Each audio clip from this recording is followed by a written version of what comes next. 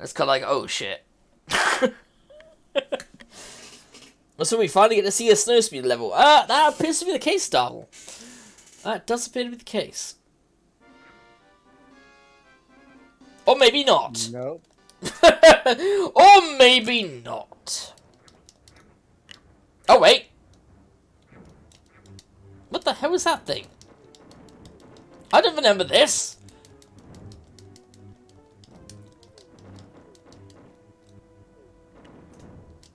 Oh, that worked. Should have done that. No, apparently there was this scene that this never happened.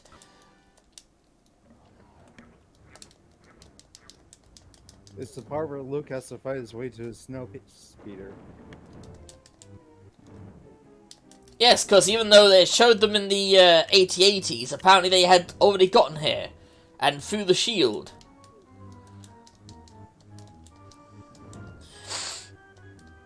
Because... Yeah, why are Boromar monks attacking you? I don't know. They were in the movie, so they're attacking me. They were attacking me in the first game as well.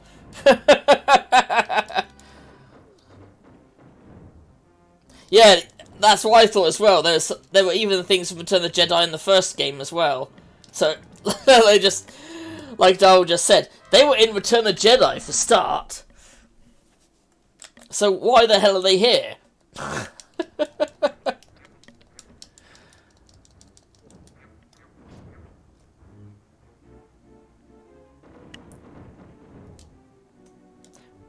But apparently they must have signed a agreement with the Empire, I guess.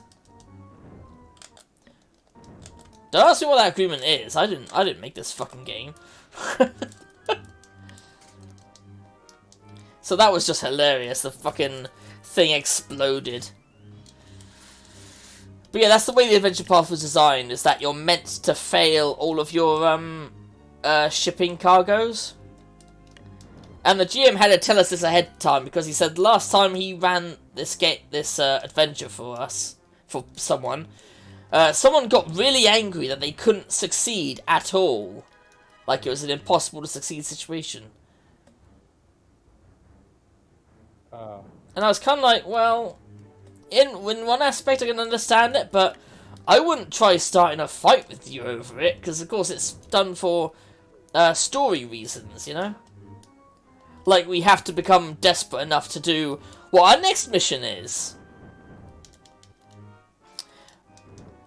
And this is how the mission started, was that we got an invitation from...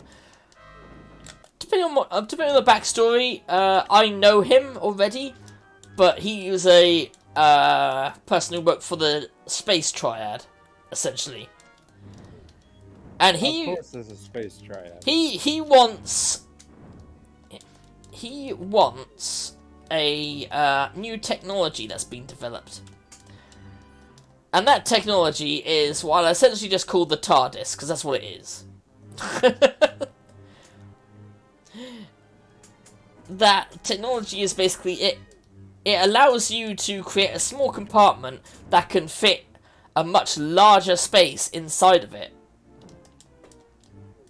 Hence why I thought TARDIS. And the idea is you're meant to be desperate enough that you accept this thing, because you don't really have a choice.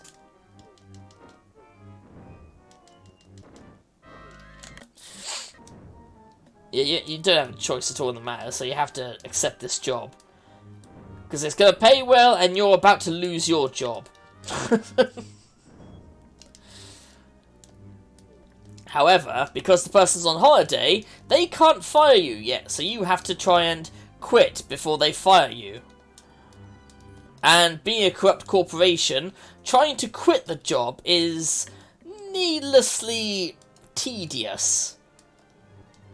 Like, they'll push you to one place, and then you have to speak to someone else, then they'll transfer you to somebody else, who then also does a courtesy disconnect.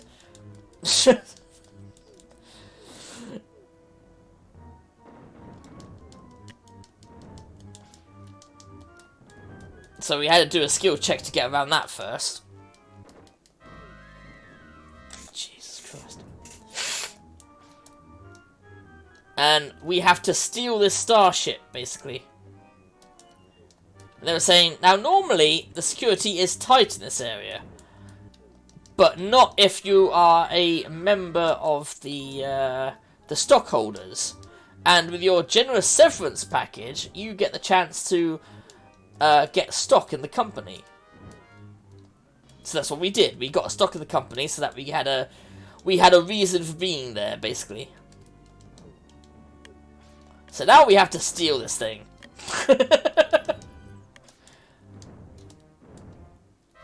Because you always gotta steal something. Well, I mean, Starfinder is set in a kind of cyberpunk future. And because it's Starfinder, it's even got quite a few of the Galorian gods in it as well. And races. Oh boy. Yeah, for example, Abaddon Corp. Dawn Corp? Abaddon Corp. Like, I don't know if you know anything about the Galarian gods at all. I've heard of Abaddon. Yeah, Abaddon Corp. Oh. And I did, as a joke, say, please tell me there's an Asmodeus Inc.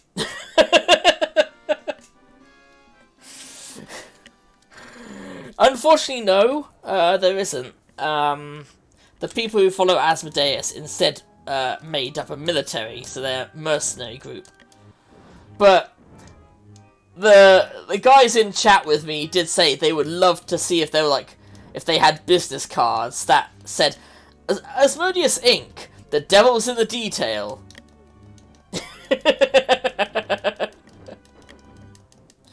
Assuming you know anything about Asmodeus. I've heard the name. God of devils.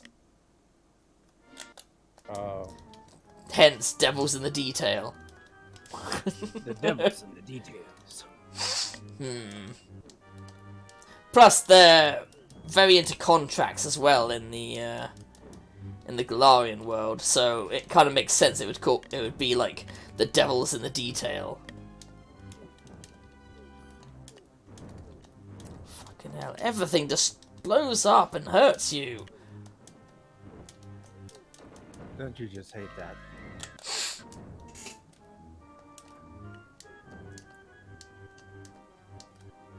I mean, these flying fuckers are bad enough. But then, there's these things that apparently blow up when I touch them. Or rather, when I destroy them. So I try not to destroy them, but it's hard when you're doing those jumps. Nope, that hurt. Where's all this fire coming from on the planet Hoth? Underground volcano. Obviously. Obviously.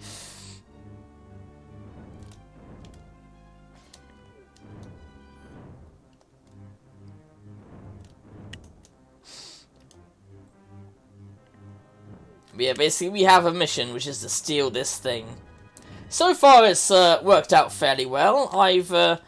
My character has successfully distracted the sexy woman by taking her out on a date, and I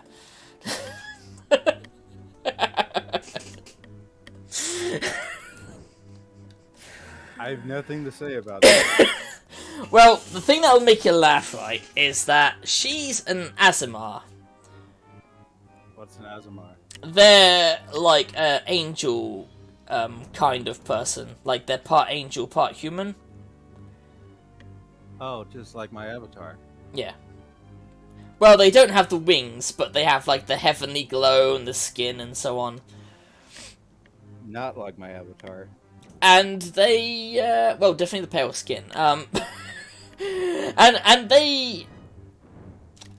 they're generally considered good characters just simply because of that alignment thing, but they're not always. But regardless, she also has, like, a halo on her as well, and my character is a Skittermander. Oh yeah, you mentioned Scaramanders last time. Yeah. So, this little furry guy with 6 arms is dating her.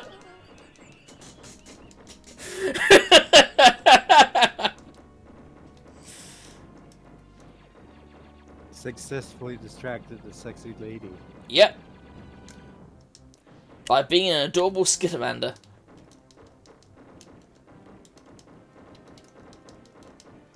Oh, come on. Oh, I can't even change weapons when I'm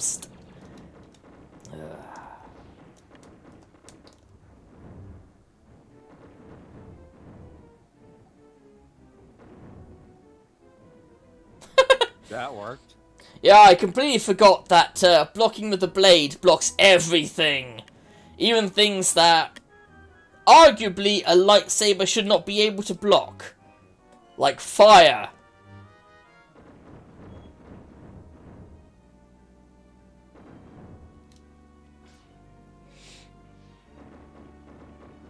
But, like I remembered when I had that boss battle, it also works on the I am rubber, you are glue effect as well.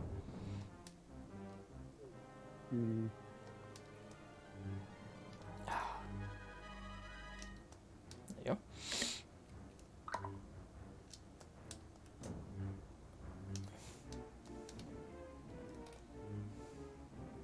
Oh, god damn it. Yeah, why is a Bomar monk here? And why does it hate me so much? Oh, damn it. That took care of him.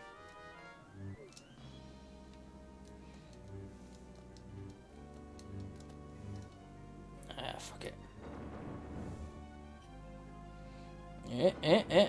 There we go. Oh, come on! I let go, and then I sliced through the air, and... the fragments killed me.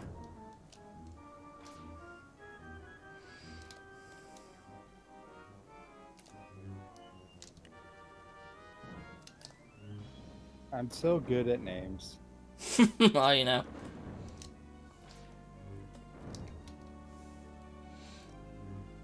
How was that? Because the character I was mentioning earlier, Yep. I named him after my own real name. Okay. To be honest, he's supposed to be a self-insert anyway, so it works out. yeah. To be honest, I'm pretty bad with names. Like, I'll come up with all kinds of great story ideas and character arcs and things like that. But names? Nah. The name bit always escapes me.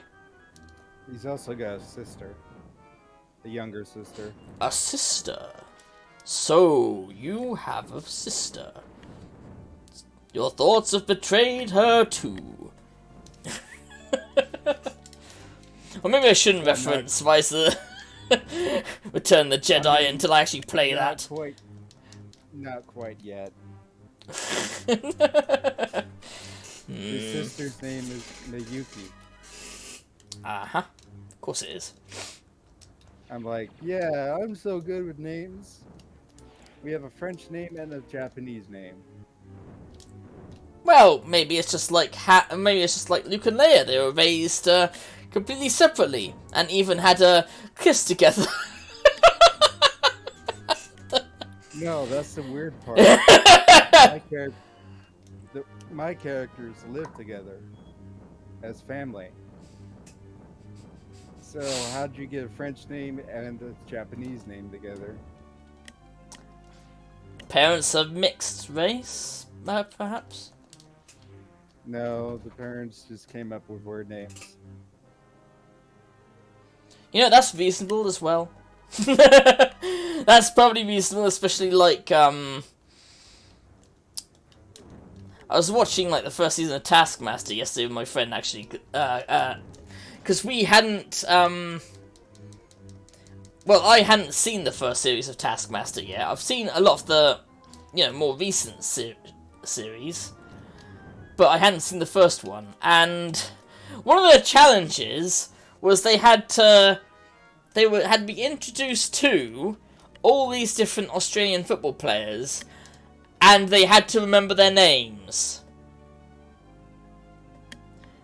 And Australian football players have very strange names. I'm not sure if it's even their real name or if it's a nickname or not, but like, one person was named Blanket, another person was named Chisel, and they were names like that, essentially. I have no idea what they are anymore. I could barely remember those two. But yeah, the idea was that you get introduced to all of them, and then at random, they pick 3 people and they go, okay, which of these 3, what's their names?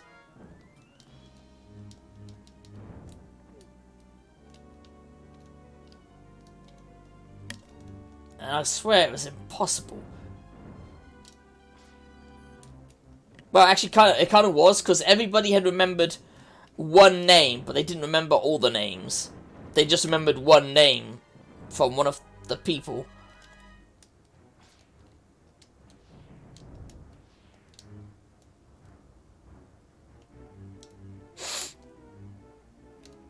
So yeah, definitely, it makes sense in a way. But if you really want to try and give an explanation, you can just say they may have had grandparents that liked that name, or maybe they just liked that name. Like how my nephew's mother decided to name her newest kid Roman. Oh. Just because it's a popular name apparently. So she named him Roman. So it isn't that unusual. It's unusual, but it's not impossible. You know? You are likely to find that. What the hell? Now I'm on a speeder bike. When did this happen in Empire Strikes Back?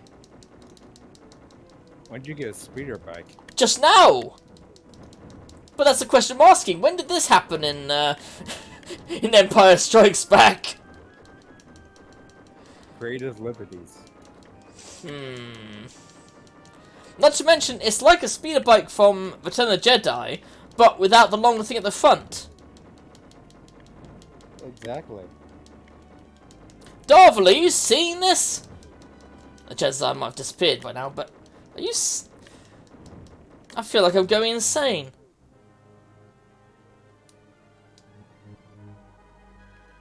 Aha! I got into my aircraft! Wow, they left that bit out of the film, didn't they? They left the part where Luke has to fight